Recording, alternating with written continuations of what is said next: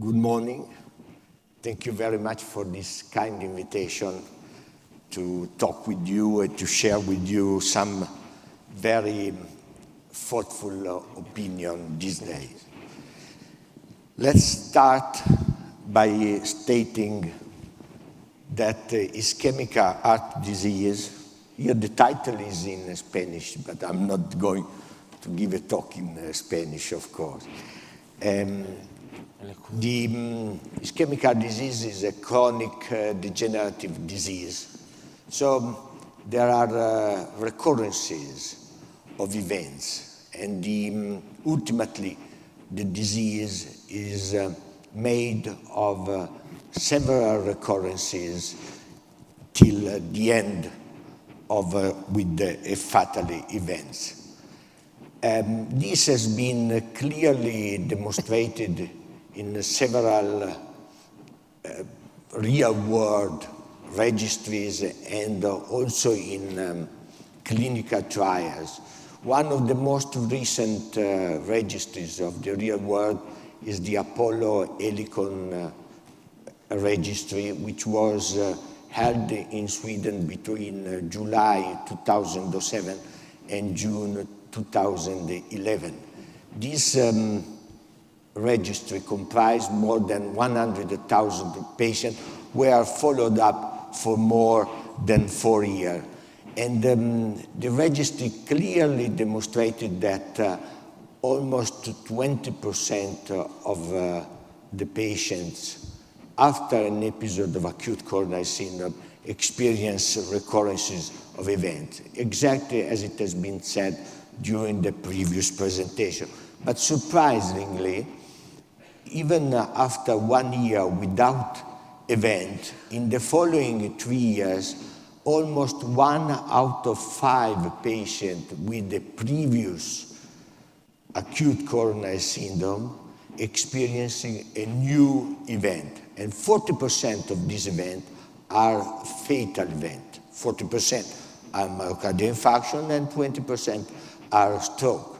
And of course, the subgroups at higher risk, such as diabetes, experiencing recurrences that are more frequent, around 26%, as it is for patients who experience more than one episode of acute coronary syndrome, who had recurrences up to 24%, and patients with chronic kidney disease who experience a recurrence of events up to 30%. So almost 1/3 of patients with chronic kidney disease, which is almost universally present in patients older than 80 years, experience a recurrence of events. And this was true not only in Sweden, where the Apollo Helicon registry was held, but also in the UK, in France, and US. Almost up to 1/3 of patients who are event-free for the first year post-MI suffered stroke, cardiovascular death, or MI within 1 year. Having said that, it is clear and it is reasonable that all the guidelines suggest the utilization of dual antiplatelet therapy for up to 12 months. But what's going to happen after 12 months? There are basically 3 options. 1 is to continue with the aspirin. 2 is to continue with the P2Y12 inhibitor. And 3, it is to continue with dual antiplatelet therapy. Let's summarize the body of evidence. There is a large body of evidence strongly suggesting the utilization of aspirin.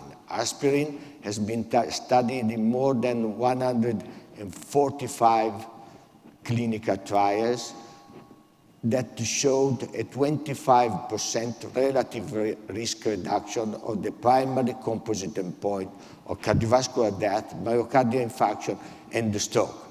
Less evidence for the P2Y12 inhibition, but not no evidence. The Capri trial showed that there was a statistically significant, although borderline statistically significant, in the reduction of the composite endpoint of ischemic stroke, myocardial infarction, or vascular death, when compared with the aspirin alone. And you should keep in mind that these patients have up to 30% of patients who are non-responder to clopidogrel. So this is an amazing achievement for P12 inhibition to reach statistical significance. And I strongly believe, just to talk about the future, that the P12 inhibition alone could have a role in the near future. But of course, what it has been largely studied is the continuation of dual antiplatelet therapy. Just looking at the divergence of the curve for the landmark analysis beyond 1 month, it has been hypothesized that there may be a continuing prevention of ischemic events even after the acute phase.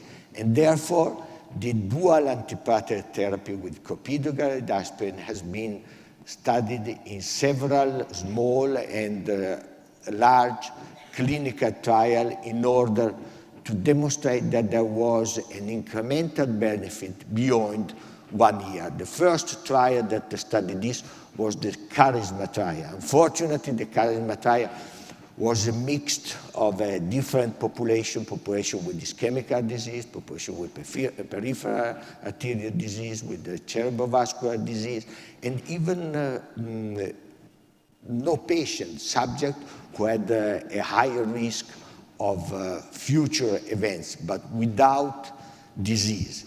And that led to a trial which was negative because the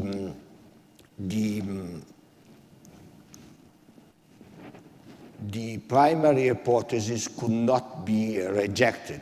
But this is formally negative trial. In the substance, the trial was indeed positive. We limited the analysis to the patient, real patient, those who experience an event. This difference was statistically significant, favoring dual antiplatelet therapy. And if we limited the analysis to the patient who experienced a previous myocardial infarction, the relative risk reduction of cardiovascular death, myocardial infarction, and stroke is 23%. And based on this preliminary experience, which is not straightforward, but gave insight that dual antiplatelet therapy could be beneficial even beyond 1 year, several other trials have been attempted. The one which is a mixture of several experiences, not really a trial, it's a composition of different experiences, is the real late trial, which did not show any significant difference between the continuation beyond the 12 months versus stopping at the 12 months. And also the Prodigy trial, which was a trial performed mostly in Italy, did not show any significant difference in prolonging dual antiplatelet therapy up to 24 months versus 6 months. But as it has been mentioned before in the previous presentation recently, last November, the DAPT trial was presented at the American Heart Association. The DAPT trial showed a significant difference in prolonging dual antiplatelet therapy beyond 12 months, and the difference was statistically significant in terms of prevention of myocardial infarction, stroke, and cardiovascular death, and the difference was 27% relative risk reduction. Unfortunately, in the same trial, it was demonstrated that mortality, global mortality, went in the wrong direction. There was a significant difference in non-cardiovascular death, which favored the arm that stopped the dual antiplatelet therapy after 6 months.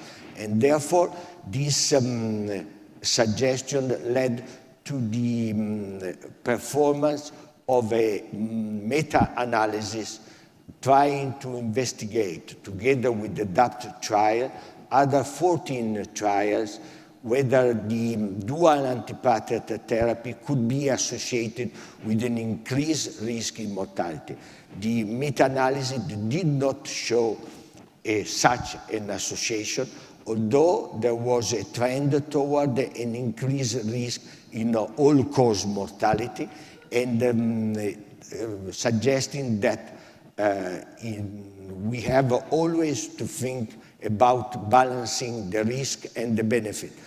But regarding the risk, of course, we have to take into consideration that dual antiplatelet therapy prolonged beyond 12 months may lead to a double the risk of major bleeding, as it has been demonstrated in the real late zest late, in the Prodigy trial, and in the Excellent trial. On the basis of this background, the Pegasus trial was designed. When the Pegasus trial was designed, it has been a large discussion whether it was useful to perform a trial with 2 arms or to go to a reduced dose of ticagrelor, just a little bit above the inhibition of platelet aggregation obtained with clopidogrel. At the end of the story, it was decided that this could be a 3-arm trial investigating the usual plateau dose, 90 milligrams given twice daily, versus ticagrelor 60 milligrams given twice daily versus placebo on top of low-dose aspirin. The primary hypothesis of the study was that the addition of ticagrelor to standard therapy will reduce the incidence of major adverse cardiovascular events during long-term follow-up in patients with a history of myocardial infarction. And to do this, almost 21,000 patients were enrolled, stable patients with a history of myocardial infarction, which occurred 1 to 3 years before, plus at least one additional atherothrombotic risk factor, which was age more than 65 years, diabetes, second prior myocardial infarction, multivessel coronary disease, or chronic non-end-stage renal dysfunction. And the patients were then randomized to ticagrelor 90 milligrams given twice daily versus ticagrelor 60 milligrams given twice daily versus placebo.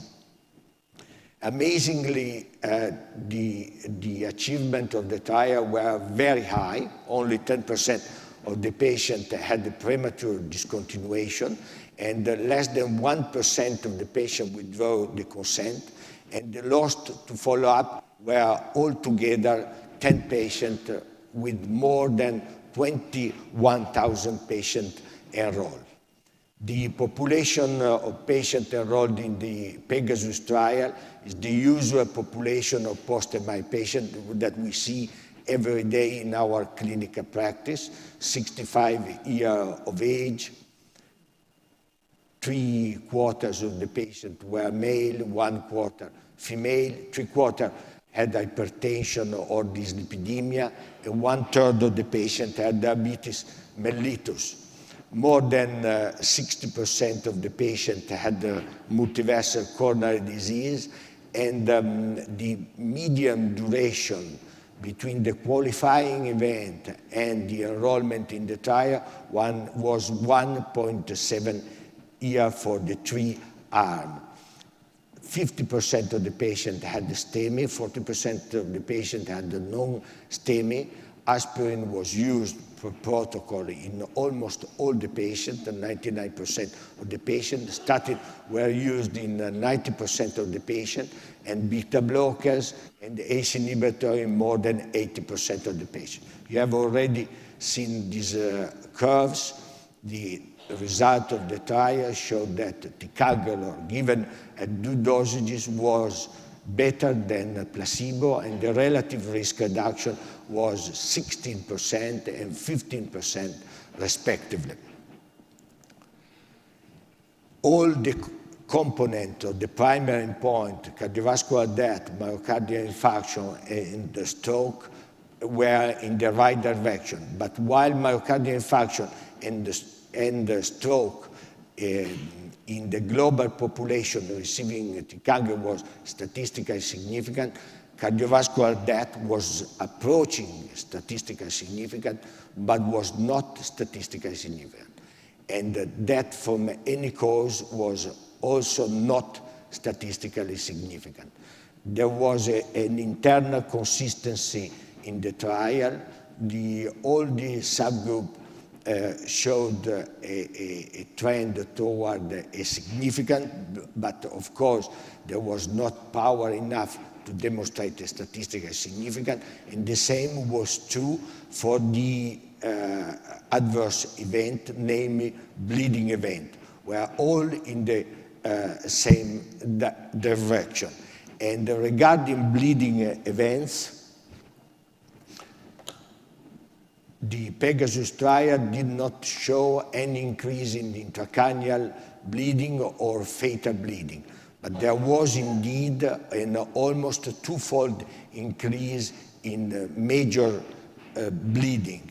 And even if we use a more specific definition of major bleeding, namely the gastromoderate or severe, the difference was in the range of 0.5 per year of absolute gastromoderate or severe bleeding. Dyspnea was, of course, significant. All types of dyspnea, even leading to drug discontinuation or severe dyspnea, were more frequent in the ticagrelor group, and this was statistically significant as it was gut, while bradycardia was not statistically significant, the difference among the group. Regarding the so-called pleiotropic effect of ticagrelor, in the Pegasus trial, there was not a significant difference in mortality subdivided for any type of mortality. So, in summary, adding ticagrelor to low-dose aspirin in a stable patient with a history of myocardial infarction in the Pegasus trial reduced the risk of cardiovascular death, myocardial infarction, or stroke. The benefit of ticagrelor was consistent for both fatal and non-fatal components over the duration of treatment and among the major clinical subgroups. There was a strong consistency within the group of the patient enrolled in the Pegasus trial. Ticagrelor increased the risk of TIMI major bleeding, but not fatal bleeding or intracranial hemorrhage, and the 2 doses of ticagrelor had similar overall efficacy, but bleeding and other side effects tended to be less frequent with the 60 milligram dose. And just to summarize, in terms of 10,000 patients treated for 1 year, there was in the Pegasus trial for the 90 milligram dose almost an equivalence between the number of ischemic events saved versus the number of bleeding events occurred in terms of TIMI major bleeding for the 90 milligram dose, and there was instead a difference of 10 patients every 10,000 patients treated for 1 year in the 60 milligram dose. And the clinical implication, of course, after having demonstrated that there is for the administration of ticagrelor outside the hospital, a reduction in stent thrombosis after having demonstrated a significant difference over clopidogrel in the first year. Now the Pegasus trial showed that there is a significant difference for both doses of ticagrelor, 90 milligram given twice daily or 60 milligram given twice daily versus placebo. But of course, these are not the only attempts to improve the treatment, the antithrombotic treatment in the stable phase after an acute coronary syndrome. Also, other attempts have been made. One of these is the TR2P trial, which assessed varopaxar, a potent PIR receptor, thrombin receptor antagonist, in the context of patients after an episode of acute coronary syndrome. The trial was the TIMI-50 trial, which has been presented 3 years ago. The trial demonstrated a significant difference in the primary efficacy evaluation of cardiovascular death, myocardial infarction or stroke, with a relative risk reduction of 13%, but the trial was stopped prematurely in the arm enrolling patients with prior stroke because there was an excess in intracranial hemorrhage in a patient who experienced a prior stroke. So the final analysis was done as a post-hoc analysis for patient, the general population and the population without prior stroke. And based on the population without prior stroke, FDA approved the drug, and also now, recently in February, the EMA, the European agency, approved the drug as well. There is finally another attempt to ameliorate the treatment, the antithrombotic treatment after an episode of acute coronary syndrome, which relies on the biology background of the pathophysiology of acute coronary syndrome, namely the interaction between coagulation and the platelet activation. We know that both systems are effective in post-acute coronary syndromes.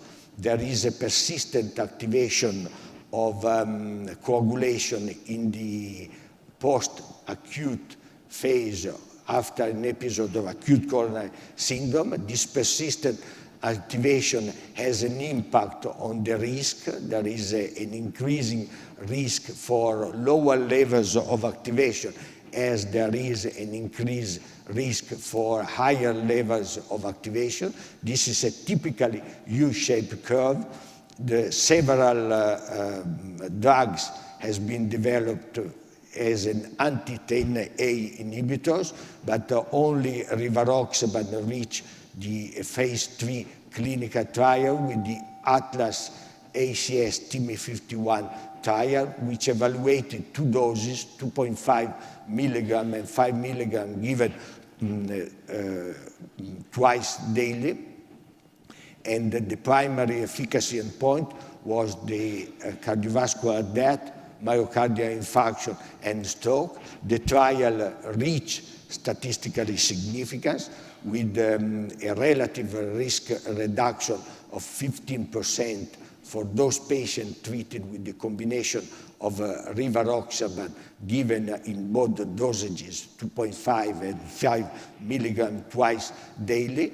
But surprisingly, with the low dose of 2.5 milligram given twice daily, there was a significant reduction in the primary endpoint, but also in cardiovascular death and in general mortality. And this was true also for those patients who were already receiving dual antiplatelet therapy with aspirin and thienopyridine. Unfortunately, there was an excess in intracranial hemorrhage, so it is at least in these days still uncertain where this will be clinically applicable, but certainly the message received from the Atlas team, it's really an important message, because we know that there is an ideal dose of inhibition of factor 10, activated factor 10A, that may lead to a reduction in mortality. The next step will be to find the dose that do not lead to an increased risk in bleeding. And finally, just to summarize, it is really very, very important to know the pathophysiology of these events in order to address individual treatment, because unlike it was 20 years ago, that we were looking for one size that fits all in antithrombotic therapy, nowadays the strong message is to individualize treatment. And to individualize treatment, it is necessary to know the pathophysiology in this patient. Thank you for your attention.